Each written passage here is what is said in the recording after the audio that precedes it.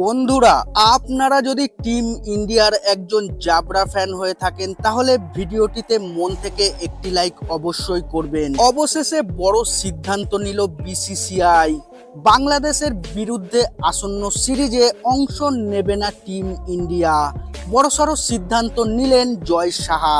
কি পুরো ঘটনা বিস্তারিত জানাবো বন্ধুরা, তার আগে ভিডিওটি পুরো দেখো এবং চ্যানেলে নতুন এসে থাকলে চ্যানেলটিকে সাবস্ক্রাইব করবে। আগামী 19 সেপ্টেম্বর থেকে ভারত ও বাংলাদেশের মধ্যে 2টি টেস্ট ও 3টি টি-20 ম্যাচের সিরিজ খেলা হওয়ার কথা আছে।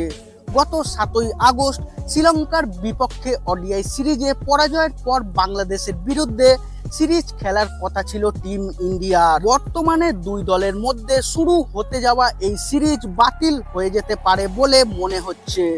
এর পেছনের কারণ হিসেবে বলা হচ্ছে বর্তমানে বাংলাদেশের ভয়ঙ্কর পরিস্থিতি। তবে ভক্তরা মনে করছেন বর্তমানে বাংলাদেশে যা পরিস্থিতি চলছে তাতে দুই দেশের মধ্যকার ক্রিকেট সিরিজেও প্রভাব ফেলতে পারে। সেখানকার পরিস্থিতি দ্রুত নিয়ন্ত্রণে না আনলে দুই দলের মধ্যকার সিরিজ বাতিল হয়ে যেতে পারে।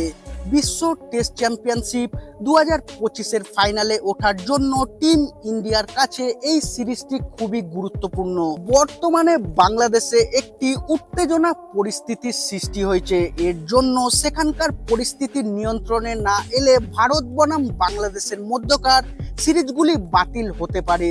এছাড়া আসন্ন অক্টোবর মাসেই বাংলাদেশে অনুষ্ঠিত হতে চলেছে মহিলা টি-20 বিশ্বকাপ। পরিস্থিতি স্বাভাবিক না হলে এর পরিবর্তে ভারত অথবা শ্রীলঙ্কায় বিশ্বকাপ আয়োজন করা হতে পারে। অন্যদিকে বাংলাদেশের সাবেক অধিনায়ক মাশরাফি মুর্তজার বাড়িতে বিক্ষোভকারীরা আগুন লাগিয়ে দিয়েছে বলে খবর আসছে। এরপর ঘটনাটিও ক্রিকেট বিশ্বে আলোচনার বিষয় হয়ে দাঁড়িয়েছে।